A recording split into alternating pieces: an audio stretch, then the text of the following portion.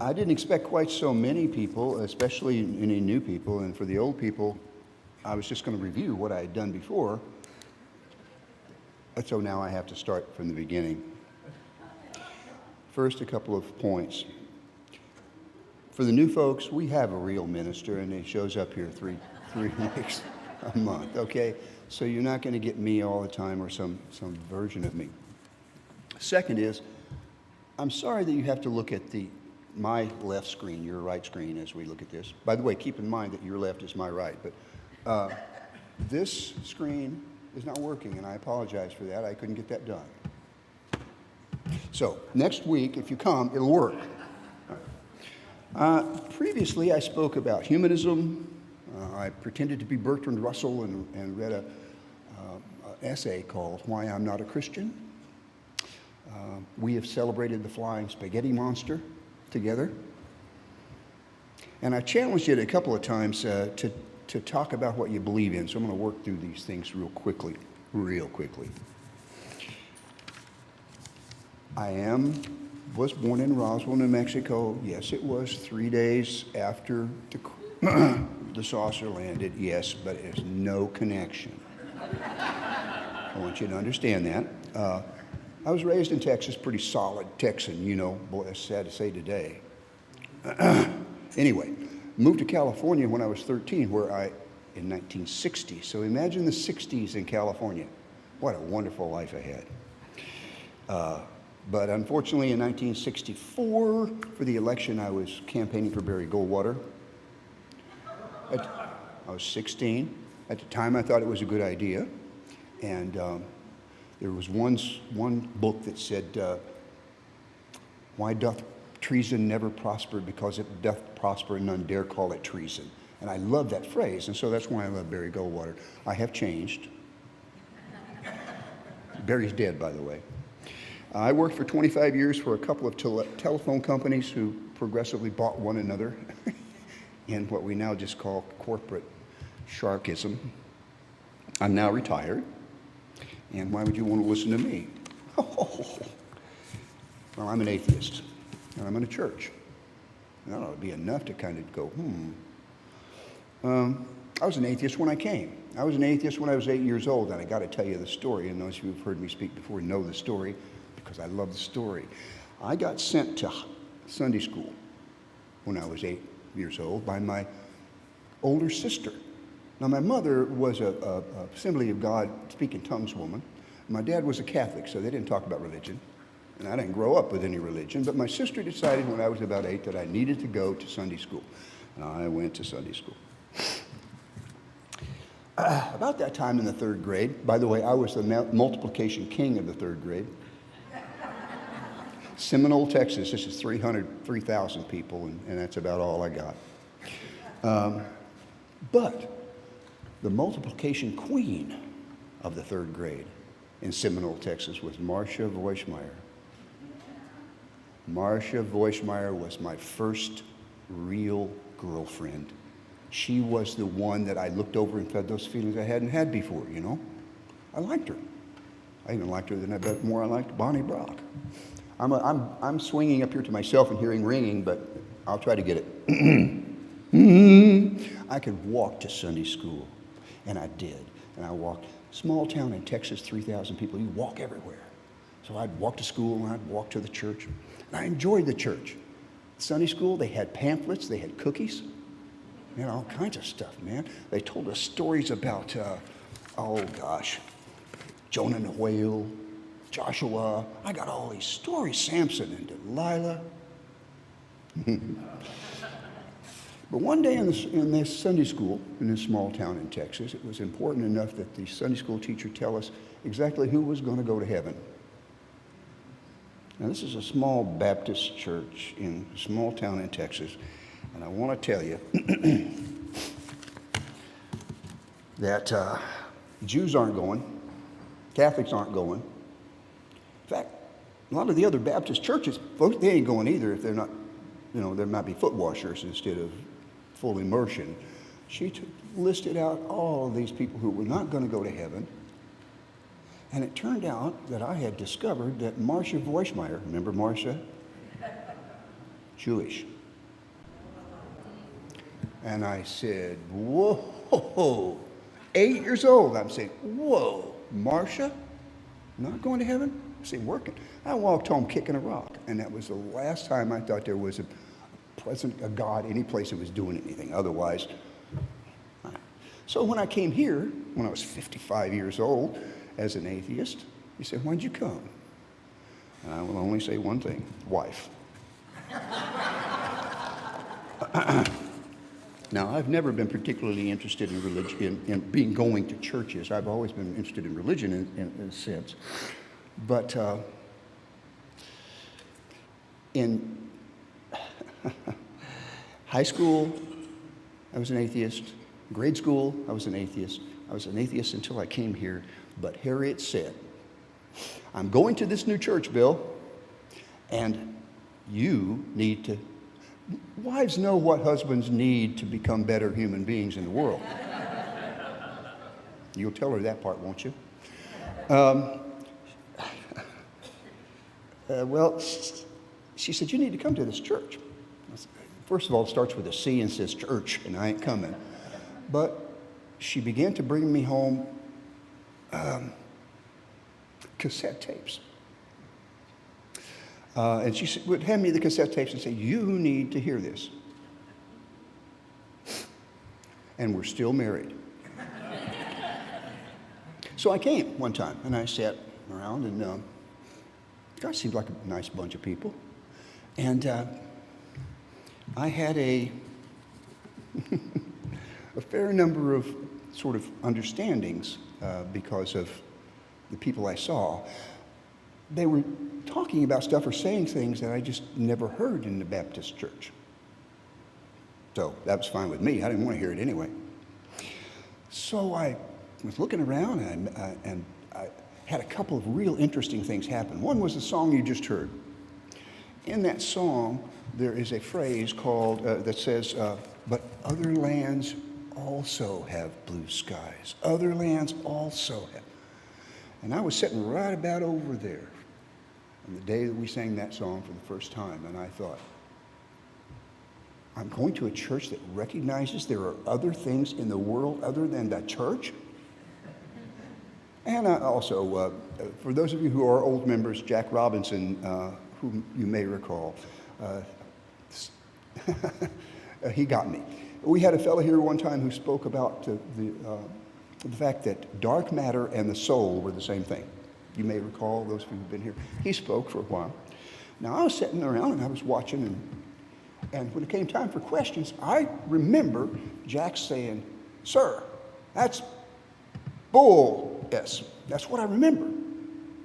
Now, that's not what he said. 10 years later, I asked him what he said, and he said, I probably said, where are your facts, man? But what I heard was bullshit. I thought, wow, these people are going to talk like this, and it really, oh, cool. All right. So 2001, she brought me here. 2002, I joined. I didn't join in 2001 because I could not live up to the third principle. You remember what the third principle is? No, you don't, but I'll tell you. It's accept and encourage others to spiritual growth. And after I went through UU 101, and they said, do you want to join? I said, no, I can't applaud other people's silly ideas. And but I love your place. Can I just be a friend of your church? I will just come and pay some money, but I don't have to be a member. And for 2 years, for a year, that's exactly what I did. In 2000, I came in 2001. In 2002, I became a member. In 2003, I became a board member. In 2004, I went into the sound room. So I had been here a while. But what? So I spoke about humanism. I spoke about why I'm not a Christian, a flying spaghetti monster, and a talk. I'm going to start with humanism. Humanism is not a glorious love of human beings above all other things. It's simply not it. Humanism is the fact that there is no external supernatural force that is causing any kind of thing in the world. And we don't have anything we have to live up to except the things that make humans work on this planet. It's our responsibility, not God's, to learn how to live together. I said, okay. So I spoke up for humanism, that we make up gods because they answer questions. You know, we like questions. Humans like questions. God answers a lot of questions, but humanists don't like any of the answers. We organized a group called SHAG, and that's not British short for any kind of thing. It's for Secular Humanist Atheist Agnostics Group. And we met every month and we talked about atheism and et cetera, et cetera. And it lasted for 3 or 4 years. We had a great time. Ralph Lehman, who you heard a couple of weeks ago, was a major contributor and leader. And we had a great time. We got a place where we could sit together with other humanists and we didn't have to blah, blah, blah, blah, blah. Okay. So then that petered out after a while. You know, everything does. But what we came out of that with, I came out of that with, is that it's amazing to me in this kind of congregation of different ideas, how come we don't talk about them? How come when you go over to coffee, you don't sit down with someone and say, hey, what do you think's going to happen after we die? Hey, what do you think of the rules? How do we make up the rules to get along? We don't talk about that. Now, in other churches, they don't have to talk about it because they all believe the same thing, roughly. Right? But we're an interesting bunch of people, and it just doesn't, we don't participate with one another in terms of sharing how we are relating in the world. I thought, come on, damn it. Now, today I want you to go, when I gave this speech the first time, go over to the coffee and find somebody and look at them and say, tell me how you get along in this world. What do you believe? What gets you through the night? But we don't do that. All I'm suggesting here is that this is exactly the place to do that, because these people are probably the most understanding and compassionate in terms of how you view the world. But I want to go through, this is one of what Ed calls an aha moment. I had an aha moment. I came here as an atheist. What does atheist mean? A-the. I don't believe a God. I don't believe a God. Oh, God. Atheism. Well, hard. How can I put this? I wish I had some kind of, I wish I had a short person and a real tall person, because what I want to show is all the people over here are fanatics. All the people who have religious ideas are fanatics. Over here are all the deeply, deeply religious people. And as people told me, on this end are the atheists, who are just as deeply religious to atheism. And I came here with that kind of thing. Hey, whoa, I got stuff to tell you. Whoops, I'm sorry. I'm clumsy as hell after I turned 70. All right. It turns out that one does not have to choose between a religion of faith and a religion of reason. And Unitarian Universalism, based on the principles, is a religion of reason, not of faith. My favorite atheist author said, faith can be defined as that peculiar mixture of ignorance and, what's the word for just having, wishing that everything was going to be okay and spiritual, who cares? Again, 70 years old, that lost. I decided that no, I got to see that no, if you were crazy over here or crazy over here, that's equal crazy. But in the middle, where you say, I'm an agnostic. Agnostic can mean one of two things. It's very important. Agnostic means, I don't know. I don't know if there's a God. Might be. Could be that one. This one. That's agnostic. That's one kind. I don't know. There's another kind of agnostic that says, I can't know. In the same way that you would never expect a lab rat running mazes to solve differential equations. It doesn't even make, How can you explain differential equations to a lab rat? There is no understanding. And I believe, honestly, in the middle of agnosticism says, what do I really believe and why? Well, read a little article about a person who said, I want to meet my family again when I die. I got no problem with that. What's wrong with that? I'd like to meet my family when I die too. Is there, I think that's going to happen? It doesn't matter. That's one of the possibilities. And so if I'm truly an agnostic, and by the way, the agnostics who are off on the edge are called, what we say is, I don't know and you don't either. All right? But the ability to say, I don't believe, I'm a rational man, but I have a very emotional belief that I would like that these things could happen to me in the future. That, all my dogs, every alive thing that's ever touched me, I don't know, might work. Sounds good to me, and I kind of like it, so I kind of believe it. You know the difference between the way I believe it and the other folks believe it. I'm coming from a center of, I don't think I can understand. So why trying to do that? Oh, good, I'm running out of stuff to say. By the way, I realize that the people who do sermons here simply stand between you and the coffee hour. So I'll be real careful.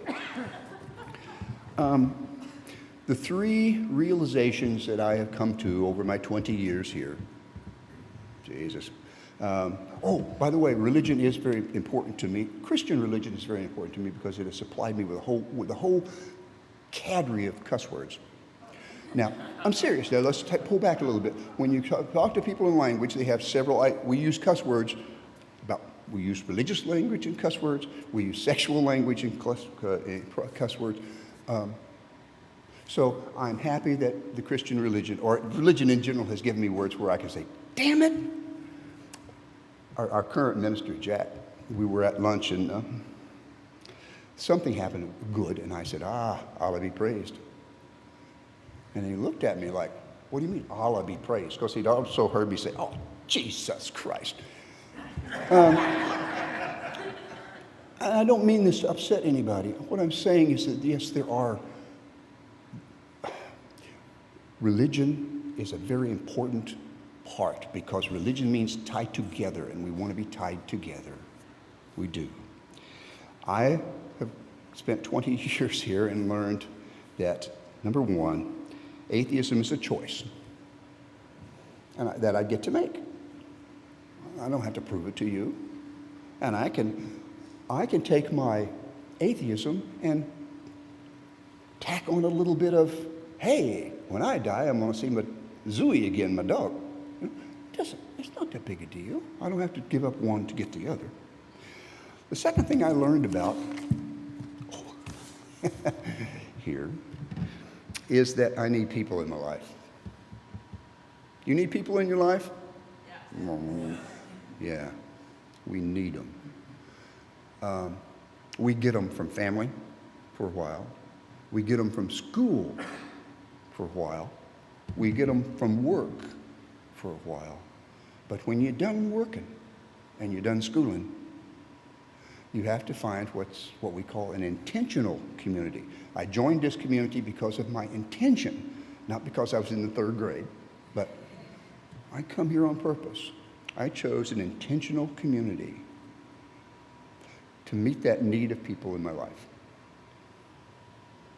Third thing I learned is that I need to be helpful. I really didn't understand what helpful meant. I need to be helpful. It's not just that I like all the people in my little crowd. I need to help them. I need to be in the sound room and make sure you can hear stuff. That's important to me. Now, I hope you stand up here someday and you get to express the things that you've learned here, because I'm not asking that you learn the same things I learned. You won't learn the same things I've learned. You'll just learn some more different stuff. So, agnostic means a choice. Where am I? Roswell. I want to end this, and this is, this short, but we're all going to talk about our own religions, aren't we? We're going to talk when we get over to the other building about, I'm kind of, I think there might be kind of, something watching. That's okay. It's all right to talk about how you feel on the spiritual side. Nobody here is going to correct you, I don't think. Is there anybody out here who's going to correct somebody when they start telling them about what they believe? Yeah, that's right. Hell no. By the way, we go back to the flying spaghetti monster just for a second. Flying spaghetti monster has noodly appendages, of course, that bring you in and draw you and hold you close. In the church of the flying spaghetti monster, we don't say amen like we say here. We say ramen. Now, when I first talked about the flying spaghetti monster, I honestly could hear ramen coming from the audience from time to time when you hear an amen, ramen. Why am I telling you that? Because you don't have to believe everything that's going on up here, and you can participate in everything that's happening in your church in the way that you want to participate and take it the way you want to do it. What do you believe? Talk about it. Well, I've got time, and I didn't intend to have time, to be honest with you, because I said, I was going to cover humanism, flying spaghetti monster, what do you believe, and just a little bit on the trouble we're having between headquarters and here. And since I've got to pulpit, damn it, that's what I'm going to say. The Unitarian Universalist Association, headed in Boston, is a voluntary association, head of a voluntary association of churches across the country. And we've always had what's known as independent rule, kind of. But I'm going to ask you to look at something that's kind of going to shake your possible political boundaries.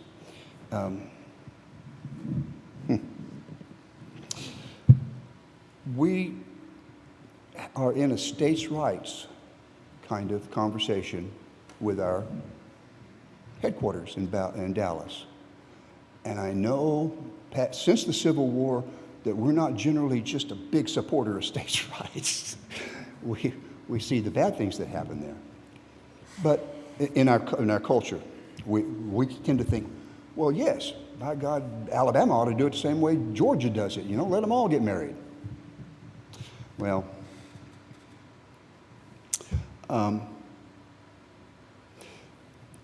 we are a voluntary organization of churches that agree to be an association of churches called UUA.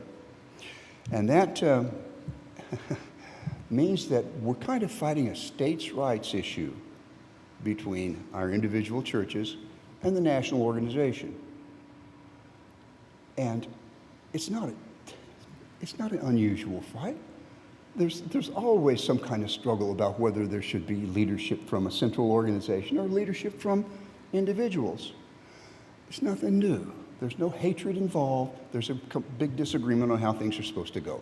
And that's kind of a quick view of what's happening at the UU. And if I were going to spend a whole time talking about it, that's what I would wind up saying. We're just in a slight growing period where the home organization has decided that in order to grow, they need to adopt the same structures as other major religions. That is, they pass words down.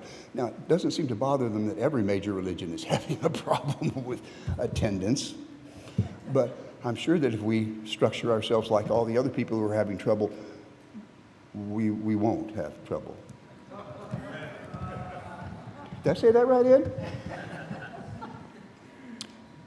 We can work. Ramen. Now, those are the things I wanted to tell you. That this is a place worth coming to.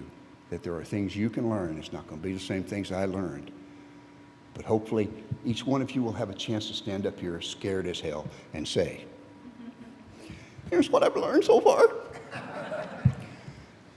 If you don't learn something, you're not really alive.